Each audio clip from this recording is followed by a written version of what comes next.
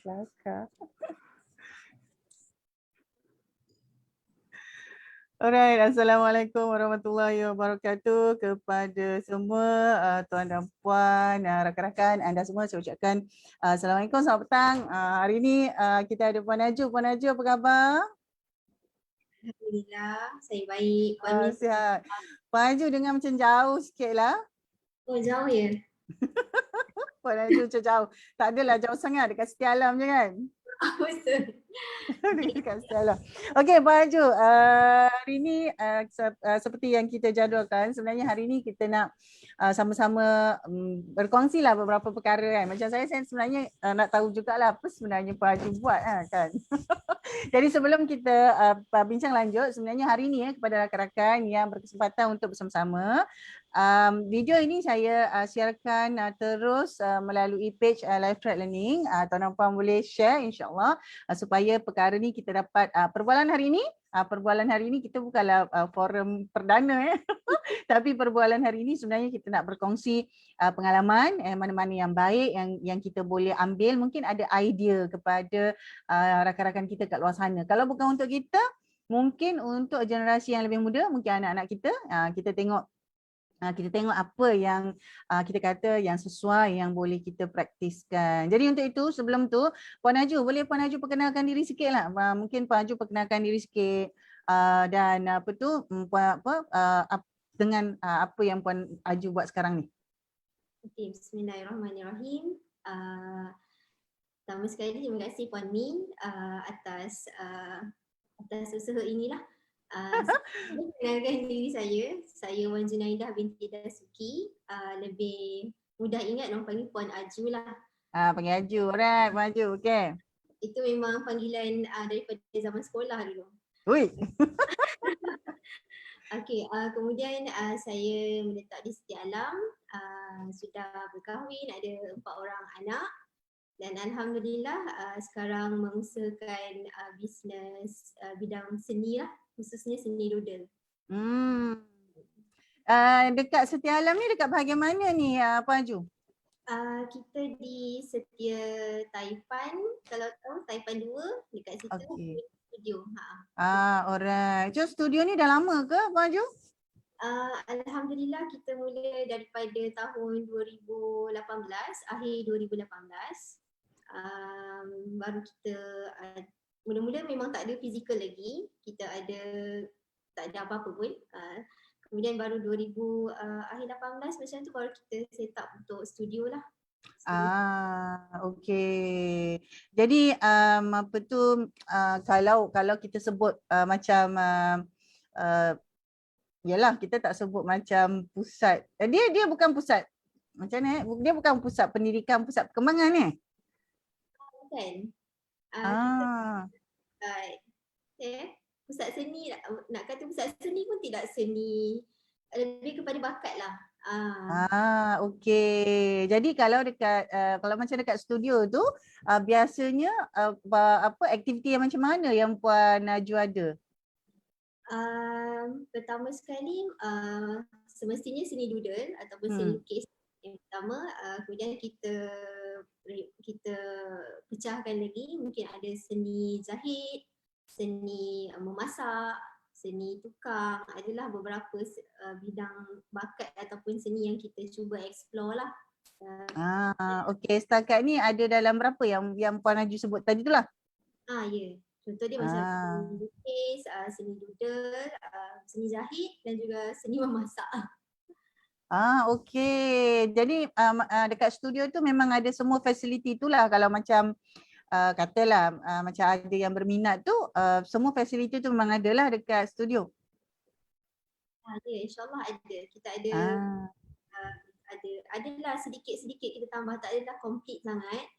Cuma kita tambah sedikit-sedikit ikut kemampuan lah. Kemudian kalau yang nak belajar ni dewasa ke kanak-kanak ke? ke apa orang kata ada tak apa, maksudnya siapa-siapa pun boleh datang untuk join.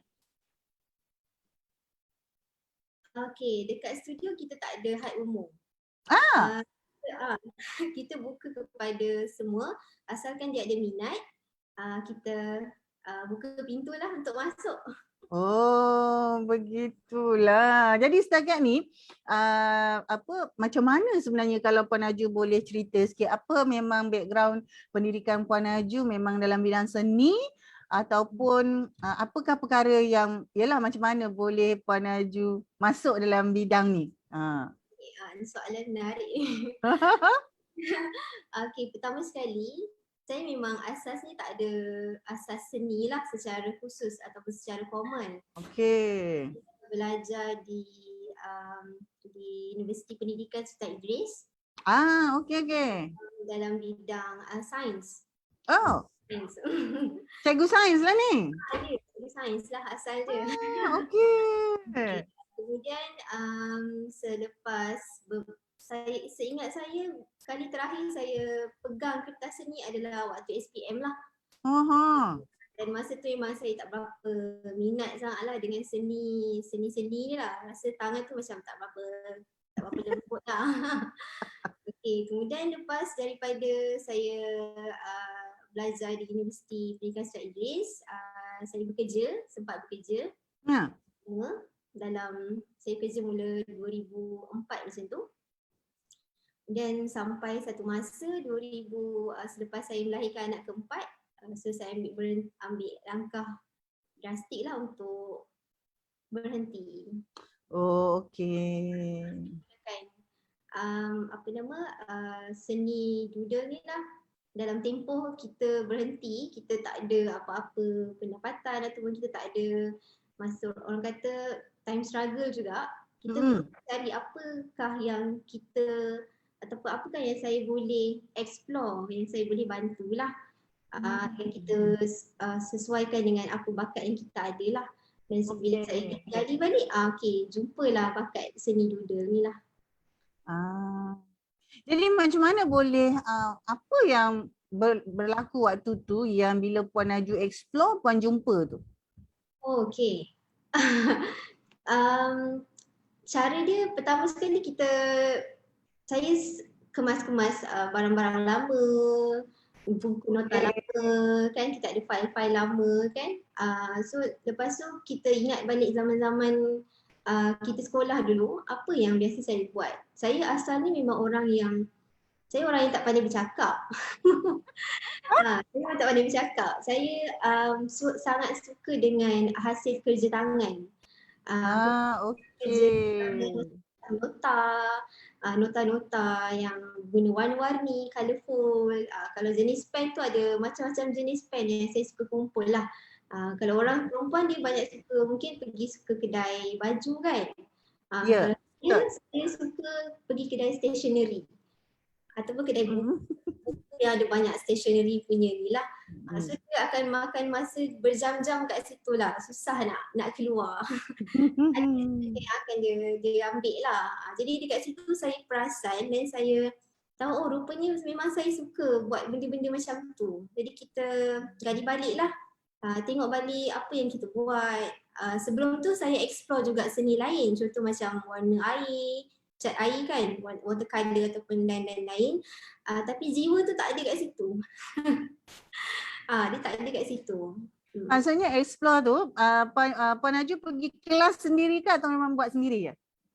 Okey, pertama sekali lepas saya tengok apa yang saya boleh buat, yang saya suka buat, lepas tu kita akan cari dekat mana sumber yang kita boleh dapatkan ilmu tu lah. Kalau macam saya suka doodle, saya akan tengok orang-orang yang pernah buat doodle. So kita explore lah mana-mana kelas. Kebanyakan yang saya mulakan dengan kelas online lah. Kelas yang berbayar ataupun tidak berbayar, macam tu jugalah. Jadi kalau macam tu maksudnya macam Puan Aju pun ada kawan-kawan lain, maksudnya ada circle of friends yang juga buat doodle ni? Secara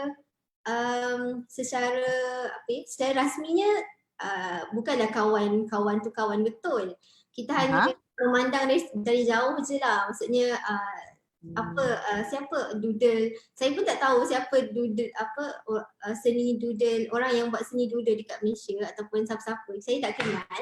Tapi kita explore lah, mungkin dia ada artwork dia yang macam ni, so kita tengok macam mana dia buat, macam mana dia mulakan. Ada juga saya pernah pergi 1-2 kelas yang fizikal yang memang dia adalah orang seni lah. Daripada situ saya ambil pengalaman lah, apa kita belajar, bahan apa yang dia nak guna, itu untuk tambah ilmu lah kebanyakannya. Jadi masa macam mana boleh dapat idea nak tukarkan daripada benda yang Puan Aju suka buat tu kepada satu bentuk aktiviti yang lebih serius lah sampai buka studio. Mungkin boleh share sikit kalau kita dapat satu idea, sebab kadang-kadang ada setengah orang tu dia passion lah, tapi dia tak adalah sampai jadikan itu satu macam aktiviti yang serius.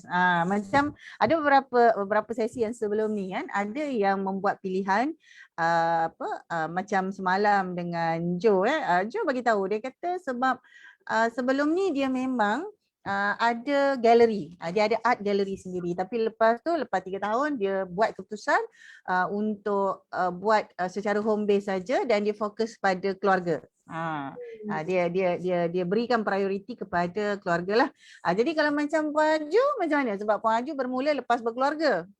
Betul. Kan. Dah ada, maksudnya sebelum tu dah buat benda lain, lepas tu dengan berkeluarga kemudian baru decide untuk buat benda lain. Jadi apa yang menyebabkan bila buat benda lain tu sampai Puan Aju sanggup lah, maksudnya serius sampai sediakan khusus satu studio? Sebab saya yakin kita nak set up satu studio tu kena ada plan dia kan. Kita bukannya tiba-tiba nak buka terus buka kan, tak ada. Jadi mungkin Puan Aju boleh cerita sikit. Jadi kalau ada kawan-kawan kita yang kat luar sana, mungkin mereka pun ada passion yang sama walaupun bidang lain, jadi dia dapat idea macam mana dia pun nak buat kalau dia decide untuk be a little more serious lah. Maksudnya kalau dia dah buat keputusan nak buat yang ini secara agak serius. Yang Puan Aju boleh tak share sikit? Mana yang boleh share, Puan share lah. Yang tak boleh share, Puan simpan. Okay, baik, macam ni. Macam Puan Min cakap, saya mula tu pada saya dah lambat lah. Kita dah ada komitmen lain semua kan. Lepas baru kita plan untuk the next step. Pertama sekali dia bergantung pada niat lah. Niat dan juga cita-cita secara peribadi ni lah. Sebab saya asalnya adalah seorang pendidik. Okey. Kita adalah sedikit pengalaman berkenaan dengan anak murid ataupun apa yang situasi yang berlaku lah. Jadi saya cuba explore bila saya buka studio ataupun saya ambil keputusan ini, kita nak satu cita-cita yang lebih besar. Bukan setakat dia bijak akademik saja. Kita nak cita-cita saya adalah ataupun cita-cita kami, kita nak melahirkan satu orang yang lebih baik. Maksudnya melahirkan umat yang lebih baik dari segi bukan sahaja akademik, tapi dari segi sasial, dari segi bakat, yang kita salurkan bakat tersebut kepada jalan yang betul. Itu sebenarnya yang menguatkan keputusan ataupun yang menguatkan semangat saya lah. Bila kita ada cita-cita, saya yakin kita akan tak larilah. Puan Aju, macam mana bila Puan Aju kata macam mana seni itu boleh menjadikan seseorang itu jadi lebih baik tu? Okey, pandangan saya lah ya. Seni ni adalah satu cabang yang subjektif, dan seni ni dia ada satu nilai yang tinggi yang pada persepsi pada pandangan orang dia tak sama. Ada orang melihat seni tu nilai dia tinggi. Ada orang melihat seni tu nilai dia biasa-biasa je. Jadi dia sangat subjektif. Jadi daripada situ, seni juga ni sebagai satu cabang untuk kita meluahkan sesuatu ataupun mengalirkan apa yang ada dekat dalam, daripada dalam keluar lah. Maksudnya bila kita buat sesuatu dengan hanya menulis ataupun menconteng ataupun menggariskan sesuatu, pada saya dia meriliskan, melegakan. Dia melegakan. Jadi bila kita berada dalam keadaan yang baik, emosi yang lebih stabil, jadi pastilah kita akan jadi orang yang lebih baik selepas itu. Jadi dia adalah satu medium terapi jugalah pada saya. Faham. Jadi katalah kalau macam dalam tempoh 3 tahun ni kan, bila Puan dah buat ni semua, apa sebenarnya antara beberapa cabaran? Ada mesti ada cabaran kan. Macam saya percaya tak ada benda yang mudah, sama ada benda tu kita baru nak mula ke, kita dah lama ke, kita baru ke, tak kira, dia mesti ada apa orang cakap perkara-perkara yang mencabar. Jadi kalau macam Puan Aju, keadaannya macam mana? Antara cabaran yang penting, apa yang dah Puan Aju lalui dalam tempoh 3 tahun? Okey, cabaran dia memang banyak. Cabaran dia pertama sekali diri sendirilah pertama sekali, sebab kita dah bila kita dah niat, macam contoh kita niat A tapi dia jadi B kan, Ha. atau jadi C. So apa kita nak buat? Adakah kita nak berhenti ataupun kita nak okey dah cukup sampai sini saja. So dia cabaran pertama pada saya adalah diri sendirilah, yang mana kita kena ada support system yang baik dan juga persekitaran yang baik, orang sekeliling yang memberi sokongan lah. Yang paling utama kita kena yakin apa yang kita buat ini adalah sesuatu yang baik yang boleh memberi manfaat untuk orang lain lah. Itu pertama. Bila kita dapat atasi yang tu cabaran seterusnya adalah berkaitan dengan sekeliling lah. Macam saya beritahu awal tadi, ada orang anggap seni ini tidak ada apa-apa. Seni ini tidak bawa ke mana-mana. Seni ini macam okey seni, macam tu lah. Kita ada persepsi yang tu lah. Jadi untuk kita educate ataupun kita mulakan sesuatu yang baru, dia agak ambil masa lah. Bila seni dekat Malaysia dengan seni dekat luar negara, dia sangat jauh beza. Faham? Kan kita ada platform, kalau macam dekat luar negara kita ada platform yang khas untuk seni sahaja. Dekat Malaysia dia masih lagi, dekat negara kita khususnya, kita masih lagi kecil lah, kelompok yang kecil. Jadi macam galeri, banyak peranan lah, banyak cabaran juga. Itu dari segi yang kat luar lah. Dan yang seterusnya, of course, dia adalah cabaran dana lah, ataupun keuangan. Barang-barang berkaitan dengan seni dia adalah tidak murah. Dia cabaran dia kat situlah. Jadi kita ambil langkah yang mana kita boleh pergi, kita pergi dulu. Kalau tak boleh, kita hold dulu, kita tukar pula plan lain ataupun kita berkreativiti lah. Dia kadang-kadang menyebabkan kita jadi start tu, kita jadi, yelah bila semua benda jadi terhad, dia akan membataskan kita punya pergerakan lah. Faham. Jadi dalam tempoh macam dalam tempoh 3 tahun ni kalau ikutkan apa orang cakap macam berapa bilangan murid ke ataupun orang cakap berapa bilangan penyertaan yang biasanya secara purata lah, kalau dalam sebulan tu biasanya berapa banyak kelas dan juga bilangan penyertaan yang Puan Aju orang kata kendalikan atau dapat kumpulkan? Okay, soalan ni dia kena memantau. Okay, mula-mula saya buka kelas, memang penyertaan tu sangat minimum lah.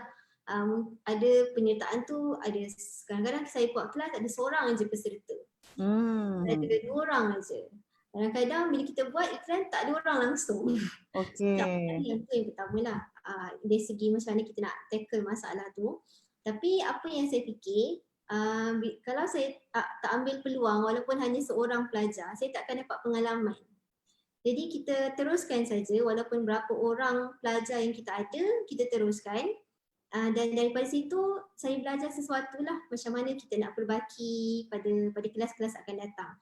Dan alhamdulillah selepas beberapa tahun, pada tahun pertama tu memang 1-2 orang sajalah, ataupun tak lebih daripada 5 orang. Alhamdulillah sekarang ni sebelum pandemik alhamdulillah kita buka kelas, kita dapatlah kumpul dalam 10 orang untuk satu sesi lah. Dan kelas ni biasanya saya tak ambil pelajar yang ramai sebab kita nak kena beri perhatian seorang demi seorang. Dia tak macam belajar matematik yang kita boleh buat ramai-ramai kan. Dia adalah bakat ataupun seni yang pada diri orang tu sendiri. Jadi kita tak boleh ambil seramai mungkin lah. Maksimum kalau saya ambil kelas pun dalam 10 orang lah untuk kesan yang lebih baik. Jadi biasa pendekatan dia tu macam mana? Memang Puan Aju ada modul develop satu modul ataupun anak-anak ni datang ataupun individu ni datang dan juga dia explore. Dia explore secara Puan cakap freely explore. Dia macam tu. Jadi kalau macam Puan Aju boleh Puan cakap share lah macam mana kalau macam biasanya apa yang berlaku, apakah rutin yang biasa dalam satu sesi Puan kata seni pembelajaran kalau dalam konteks macam doodle ni lah kan. Biasanya macam mana kalau datang tu apa sebenarnya yang berlaku? Adakah dia akan mengambil masa sampai 2 jam ke dan apa perkara-perkara yang dia akan lalui dalam setiap sesi tu? Okey, biasanya dalam kelas bila peserta datang sama ada pelajar ataupun orang dewasa, kita sesuaikan pada peringkat umur lah. Kalau dewasa dia ada metod yang lain sikit. Kalau dia kanak-kanak mungkin dalam 12 tahun ke bawah dia ada metod yang lain. Pada awalnya bila saya set up studio dan saya mula buka kelas, saya tak ada rujukan asas ataupun rujukan secara formal pun macam mana nak buat kelas, macam mana nak guna apa, guna modul apa sebab dia kelas sains mengajar dengan kelas seni tak sama. Betul. Dia tak sama. Jadi macam mana saya, tapi macam tu lah yang saya kata bila saya ambil peluang mana-mana peserta ataupun pelajar yang nak belajar walaupun seorang, saya gunakan peluang tu untuk kita ambil pengalaman. Jadi selepas beberapa bulan ataupun beberapa kelas yang berlalu, maka saya dapat kumpulkan modul saya sendirilah. Maksudnya okey, dalam contoh biasa mula-mula untuk buka kelas, kalau pelajar kanak-kanak 12 tahun ke bawah biasa kita buat 2 jam je. Okey, maksimum 2 jam. Maksimum 2 jam atau sejam setengah lah. Biasanya kita akan ajarkan ataupun kita akan kenalkan peralatan daripada basic lah, basic sampailah dia ada satu akhir sekali dia ada projek dia sendiri. Okey. Sama juga dengan dewasa, cuma masa untuk dewasa tu lebih santai sebab orang dewasa ni biasa yang pernah datang biasa yang macam mak-mak kita lah, bukan mak-mak kita maksudnya golongan kita lah. Yang nak me time kan, yang kita nak keluar sekejap, kita nak bermain dengan pen ke kertas ke apa semua. So biasa dalam 3 jam lah tu just nice lah. Dia santai, dia ada macam boleh makan-makan, sambil makan kita lukis-lukis, sambil kita lukis tu kita mungkin kita boleh sharing something. So dia ambil masa sedikit lah. Dan akhir dia sama juga, mereka akan bawa balik artwork masing-masing lah. Itu yang saya biasa adakan dalam kelas lah. Dia ada jadual ke macam mana? Katalah kalau macam yelah, kalau macam anak kita nak sertai atau macam kita kata kita sendiri ke kan, ada jadual tertentu ke memang boleh walk in saja Puan? Biasa kita setkan jadual dululah. Biasa contoh dia macam bulan 6, okey kita ada berapa kelas seni doodle contoh. Mungkin kita ada 2 kali kelas. So dia bergantung kepada jadual kelas lah. Okey. Jadi maksudnya dia bukan subscription based lah. Maksudnya katalah contoh macam kalau macam biasa pusat-pusat pendidikan lain kalau macam nak compare dengan pusat tuition pula kan. Sebab dia lain sikit sebab kadang-kadang macam pusat-pusat tu kita macam daftar okey program ni 3 bulan ataupun kita kata okey program ni 6 bulan ataupun okey yang ini setahun. Dia macam tu ke atau dia ikut bulan tu saja kelas slot yang ditawarkan saja ke macam mana? Okey, mula-mula dulu saya set upkan setiap bulan ada kelas lah. Mungkin sebulan tu 2 kali kelas contoh. Lepas tu kita ada juga kelas bermodul. Maksudnya kelas tu setiap minggu. Okey. Dia ambil mungkin untuk dia ambil modul A contoh. Kelas tu modul dia sampai 12 minggu contoh. So kita akan ajar lah. Ada juga yang pernah private class. Private class maksudnya saya tak dia ikut masa kepada masa peserta lah. Kita jalan dua-dua lah sebenarnya. Okey. Maksudnya yang ada schedule, proper schedule session pun ada.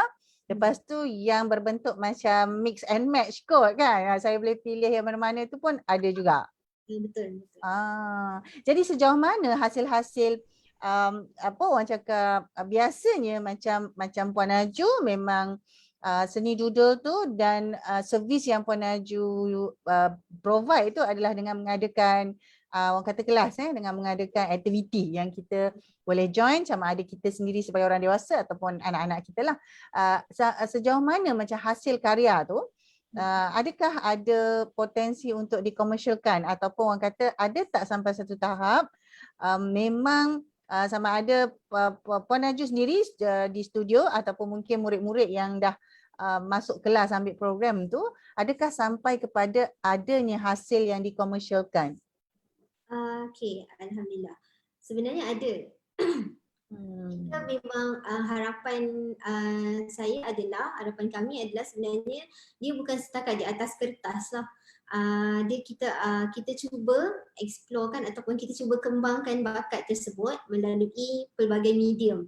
Contoh, kita tukarkan daripada hasil artwork tersebut kepada dalam bentuk digital.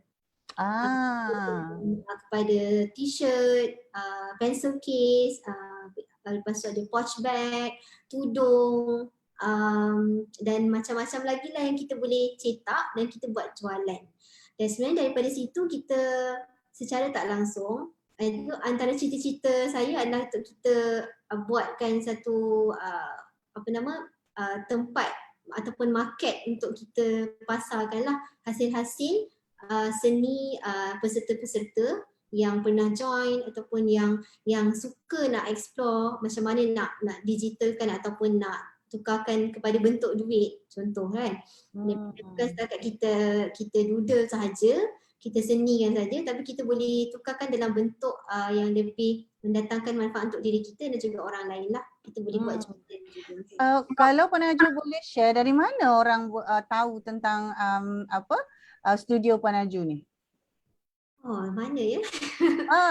Dari mana? Katalah macam bila Puan Aju kendalikan orang kata sesi ke slot ke kelas tu, dari mana sebenarnya mereka ni dapat tahu?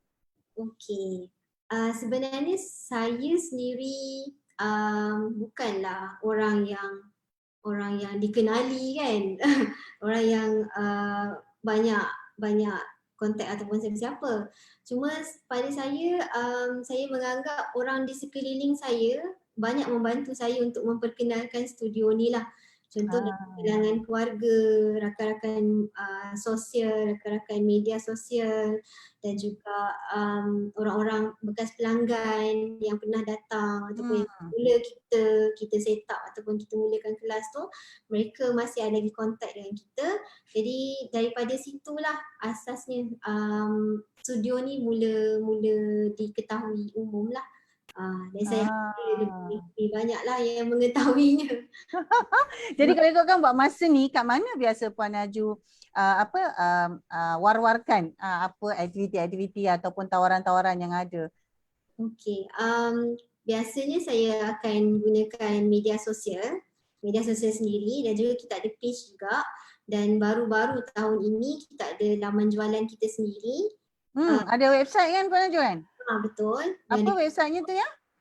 Website dia adalah type saja inesstudio.com. INES studio studio.com. Okey, INEST lepas tu studio.com. Betul. Okey, boleh explore. Ini memang website yang rasmi. Yang memang biasa Puan war-warkan dan juga sebahagian yang lain dekat social media ya. Social media mana yang banyak Puan guna? Biasanya personal lah. Sebab page tu sepatutnya memang kena ada, memang kita buat dua-dua lah, tapi tangan tak banyak kan. So social media ni biasa dekat mana yang Puan guna, dekat IG ke dekat Facebook? Saya lebih kepada Facebook. IG pun ya juga, dua-dua lah, dia run juga dua. Okey. Jadi kalau ikutkan kan, apa yang Puan Aju katalah dalam tempoh 2 tahun lagi akan datang ataupun 3 tahun akan datang lagi, lepas tu dalam keadaan semasa kan. Jadi apa yang yang Puan Aju nampak ada dia punya potensi akan datang dan kemudian dia punya cabaran akan datang, apa yang Puan Aju boleh nampak dan mungkin boleh share dekat kawan-kawan kita kat luar sana. Katalah kalau macam saya sebenarnya kan, saya ni jenis orang explore tau. Hari tu saya pernah juga explore, tetapi lebih kepada dia panggil sebagai Zentangle. Dia bukan doodle, saya tak tahu dia. Zentangle tu kan. Jadi masa tu saya beli bahan-bahan, lepas tu beli buku, dia punya exercise, lepas tu dengan follow dia punya online dengan video semua. Tapi lepas tu sebab bukan kita punya calling kot.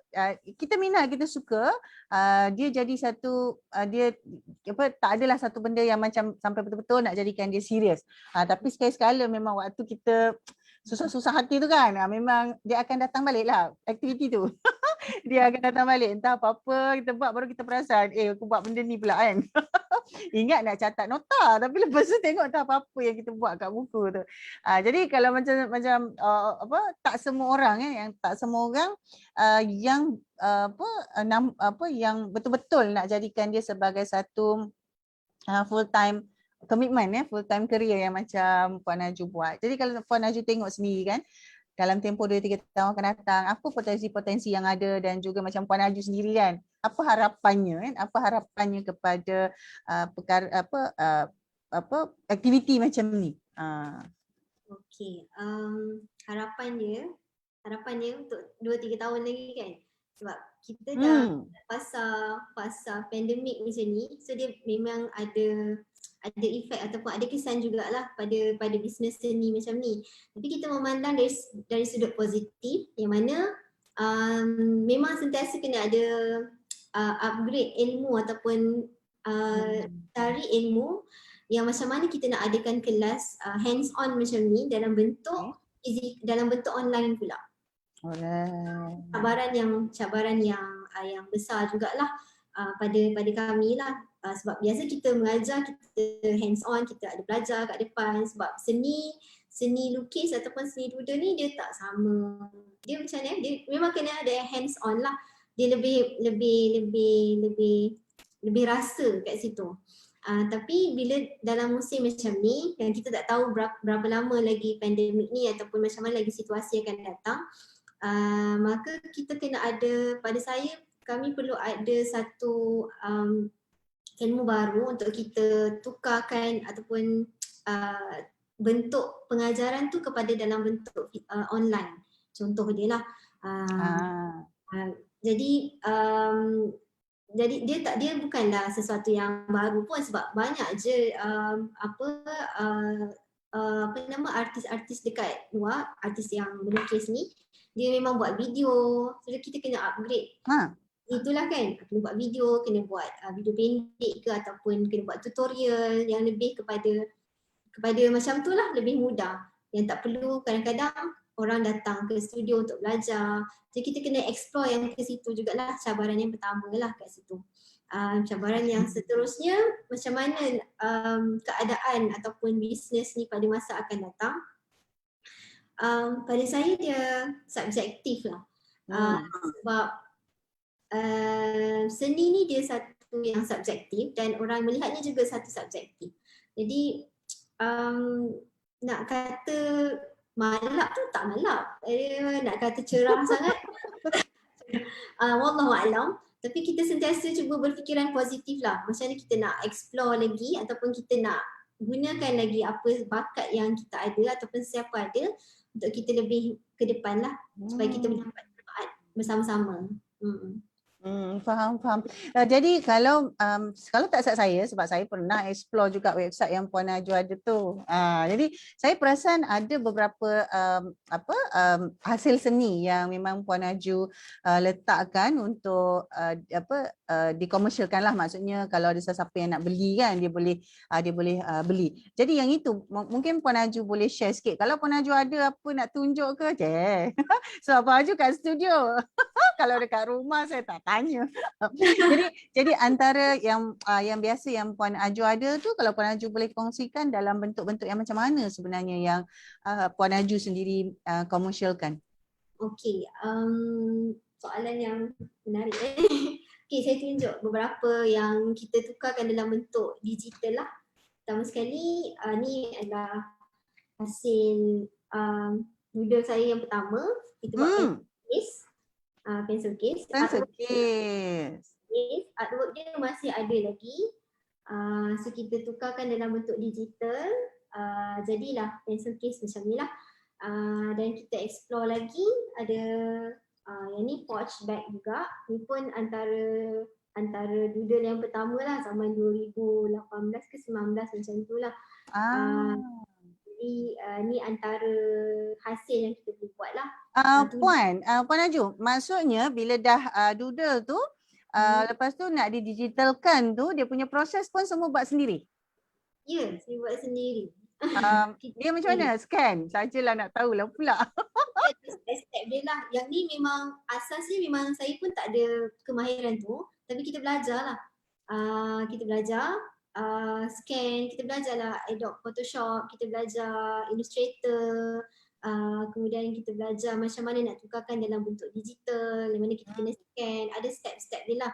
Dan perjalanan dia memang membuatkan saya jadi lebih tabah lah. Dan kemudian Puan Aju, bila ditukarkan kepada macam pencil case tadi, yang menjahit tu orang lain ke Puan Aju juga yang jahit? Tak. Yang ni kita kerjasama dengan kawan-kawan lain pula yang ada mesin khas untuk ataupun memang mereka dalam bidang cetakan. Okey, faham. Jadi maksudnya proses penghasilan seni tu dan kepada proses menjadikannya sebagai satu produk yang boleh komersial tu dia ada kerjasama dengan pihak lain lah. Tak adalah Puan Aju buat semua sendiri sampai ke hujung tu, tak adalah. Okey, faham. Jadi mungkin ada yang lain bila buat-buat ni kan, mungkin ada selain daripada tu ada yang lain yang mungkin Puan Aju nak share? Contoh dia macam ni, buku. Yang ni yang terbaru lah. Kita buat buku. Semua ni bila yang saya perasan, bila macam Puan Min cakap tadi, saya pun belajar juga Zentangle, doodle yang line-line tu. Mula-mula tu lah yang saya buat dulu pun. Macam sebab yang ni lah, ini yang kita panggil ada line-line macam tu kan. Sebab kita tak tahu nak lukis apa, benda-benda ni macam nak lukis orang tak pandai. So kita buatlah garis-garis macam ni. Lepas tu bila selepas beberapa tahun, saya mula perasan saya suka benda yang lebih simple dan lebih simple dan yang kecil-kecil ataupun yang comel-comel macam tu lah. Dia tak lagi macam ni lah. Dia memang dulu punya lah. Dan saya perasan saya suka buat nota-nota yang mana kalau saya ada jumpa perkataan ataupun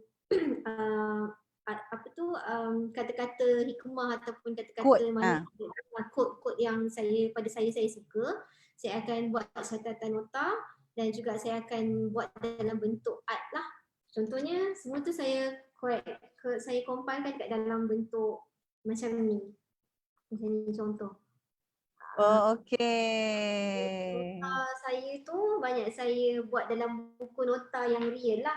Cuma selepas pada tahun ini saya baru compilekan, itu pun atas nasihat orang-orang terdekat sebab buku nota doodle tu dia dah banyak, dah sampai dekat 20 buah. So dia macam banyak-banyak ni. So apa kata kita compilekan dalam bentuk yang lebih sistematik. So terhasillah buku-buku macam ni lah. Koleksi nota saya yang saya doodlekan lah macam ni. Ada tak macam biasanya macam hasil-hasil kerja seni macam ni dia ada medium-medium dia tertentu. Macam ada setengah tu dia letak atas canvas, ada setengah tu memang di atas kertas. Kertas pun ada banyak jenis lah kan. Jadi kalau macam Puan Aju punya macam mana? Okey, pertama sekali saya memang suka buat dekat atas yang tradisional, kertas dan juga pen. Pada mula-mula saya mula explore doodle ni, saya guna satu pen je. Saya guna tona hitam putih hitam putih saja. Lepas tu selepas beberapa lama saya perasan bila dia sampai satu masa takkan hitam putih je kan. So kita mula tambah warna. Tambah warna, kita gunakan pelbagai jenis pen, pelbagai jenis medium lah. Tapi dekat atas kertas yang sama lah, maksudnya medium yang sama. Selepas beberapa lama lagi, saya baru mula campurkan mix media. Contoh dia macam kita guna watercolor atas canvas, atas kain ataupun fabric ataupun kayu. Kita mula explore lah selepas beberapa pengalaman ataupun beberapa lama, dia akan datang minat tu untuk explore pula. Takkan dia setakat tu saja kan. So kita explore. Jadi sekarang ni dah ada pelbagai medium lah. Contoh macam canvas, kertas, lepas tu kayu ataupun pasu tanah liat tu pun boleh juga. Mana tempat yang saya rasa saya nak doodle, saya akan buat lah macam tu. Okey, faham. Jadi kalau ikutkan macam Puan Aju sendiri, secara khususnya ada tak rancangan-rancangan lain yang Puan ataupun orang kata line of products ke ataupun senarai projek ke yang memang Puan Aju akan akan kerjakan lah. Sebab sekarang ni kalau ikutkan lah macam saya sendiri, anak-anak yang 6 orang tu semua sekolah dah, lepas ni PDPR sampai bulan Jun, itu satu hal lah kan. Tetapi seterusnya tu macam mana? Sebab macam anak sulung saya tu dia suka seni, tapi saya sendiri saya kena betul terang dengan Puan Aju, sebab saya cakap dengan dia, seni ni lambat untuk kamu buat duit. Saya cakap terus terang sebab saya kata dalam dunia sekarang motivasi yang pertama, terutamanya untuk anak muda kan, katalah lepas dia belajar, motivasi yang pertama dia adalah pendapatan dia yang pertama. Itu akan jadi motivasi yang pertama dia. Jadi saya kata kalau ambil satu bidang yang lambat dan kemudian kita tak ada cukup resources, katalah sebagai contoh, ini kira macam the reality-nya. Contoh, adik-beradik dia kata 6 orang. Jadi kita punya budget allocation tu untuk setiap anak tu ada khusus. Jadi bila dia habis certain level of education, kita kata your budget is up to that. Jadi kalau dia kata dia nak buat tu, saya beritahu your parents will not be able to support you. Jadi macam mana you nak buat ni? Jadi saya ada sebut macam tu, itu yang baru ni kalau macam kawan-kawan FB ada perasan sebab dia suka seni juga. Jadi saya kata cari satu seni yang memang you tahu bila you dapat kemahiran tu, you akan ada income. Jadi mesti sekurang-kurangnya cepat. Jadi itu bila dia pilih seni untuk jaga kecantikan. Saya tak tahulah. So bila dia nak buat seni itulah fashion, dia nak buat cosmetology, saya kata okey cuba dulu, tak apa. Sebab saya tengok bakat dia daripada yang seni lukisan ni lambat. Maksudnya dia punya hasil tu kalau betul-betul talented dia lain tau Puan. Dia macam bila dia practice tu dia terus akan hasilkan satu yang macam wow macam tu kan. Dia kena praktis banyak kali, 10 kali lukis baru dia dapat keluarkan satu kan. Jadi saya kata alamak ni slow dia ni. Jadi itu antaranya. Jadi kalau saya kata sebab seni ni macam Puan cakap subjektif kan. Tapi the reality tu Puan, kalau macam Puan sendiri kan, apa yang Puan boleh kongsikan kat luar sana, yalah the world today outside, the world outside is not going to be nice to our children, even to us, kepada kita pun. Jadi apa yang secara realitinya kalau Puan Aju nak kongsikan, apa orang cakap kepada yang betul-betul nak explore seni ni, apalah orang kata tips yang betul-betul yang Puan Aju boleh kongsi lah. Mungkin senario yang berbeza, tapi kalau untuk anak muda ni Puan Aju. Okey, betul. Saya setuju dengan Puan Min tu lah. Memang lambat lah. Memang lambat bila kita tak ada sesuatu ilmu yang khusus lah berkaitan dengan seni. Kita bukan belajar dekat akademi seni kan. Kita tak ada sijil seni. Siapalah nak pergi kelas dengan kita contoh kan. Siapalah yang nak jemput kita ataupun sebagainya. Saya mengaku yang tu memang adalah cabaran yang betul lah. Cabaran yang realitinya. Cuma untuk anak muda pada saya, mungkin dia ada, dan saya setuju dengan motivasi yang terbaik itu yang setakat untuk anak muda ni adalah pendapatan dia lah yang dia boleh dapat, dan bila kita ada pendapatan kita akan explore lebih lagi dan kita sanggup untuk belajar lah.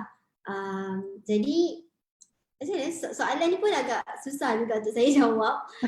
Tak, dari pengalaman Puan sendiri Puan, kalau macam kita Puan boleh share apa nasihat lah ataupun kata kalau bukan nasihat pun perkongsian pengalaman lah. Kalau kepada anak muda kat luar sana, kalau dia betul-betul ada bakat ni, kalau dia bakat dia kurang sikit, dia ada bakat tapi macam dia lambat sikit kan.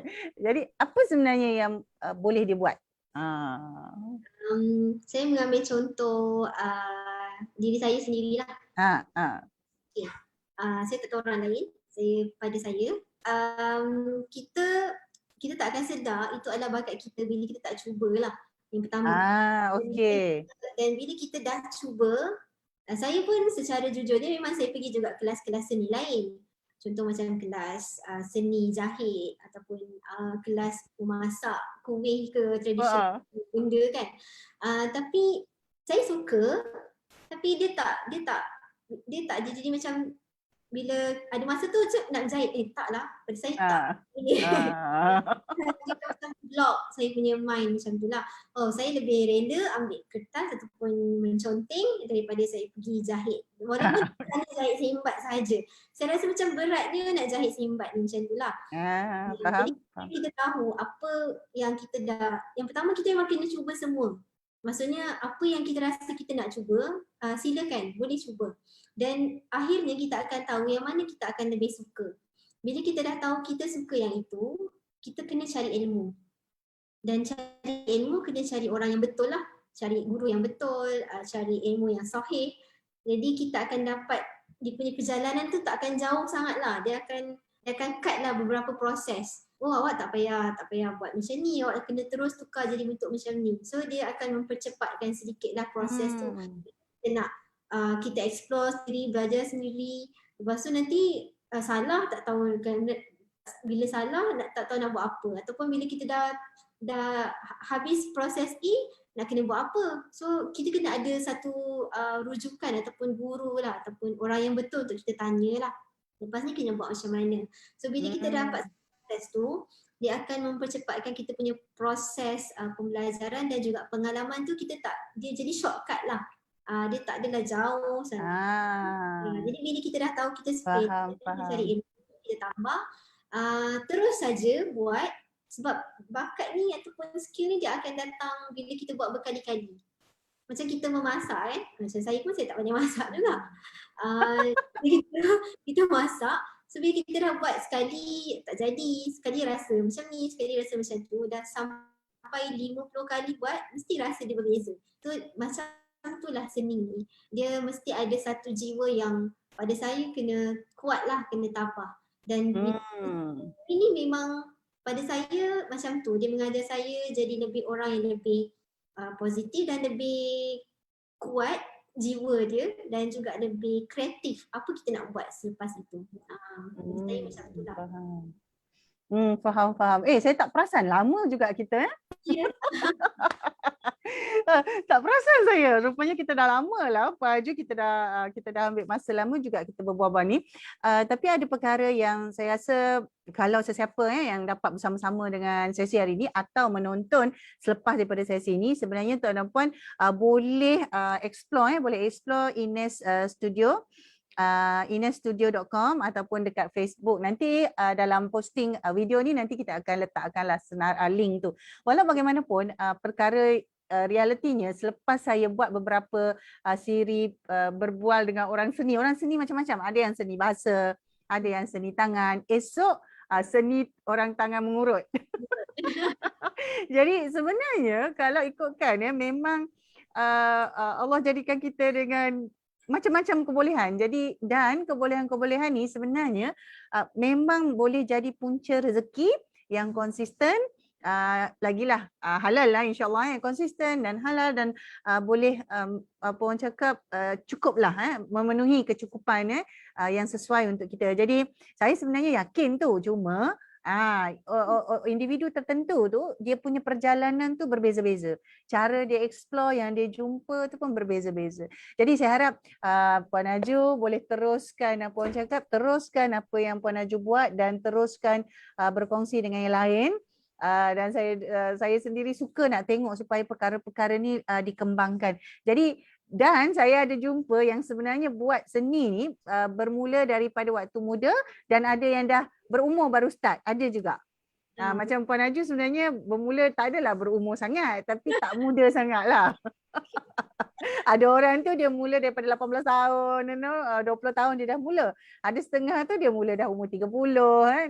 Jadi maksudnya tak ada had lah sebenarnya. Bila you ada tu you nak buat, you boleh buat apa seni yang you ada tu. Okey, sebelum kita tamatkan Puan Aju, sebelum kita tamatkan kita punya live stream ni, mungkin ada yang terakhir sekali yang Puan Aju nak sampaikan kepada sesiapa yang bersama-sama dengan kita hari ni, sama ada menonton secara terus ataupun menonton selepas ini. Baik, ini kira kesimpulan lah ya. Kesimpulannya. Saya bukan orang yang banyak pengalaman dalam bidang seni. Saya yakin ramai orang lebih baik daripada saya. Cuma pada saya, bila kita buat sesuatu, kita dah niat untuk buat sesuatu yang pada kita, dia perkara yang baik dan boleh beri manfaat orang lain, just jalan terus sahaja.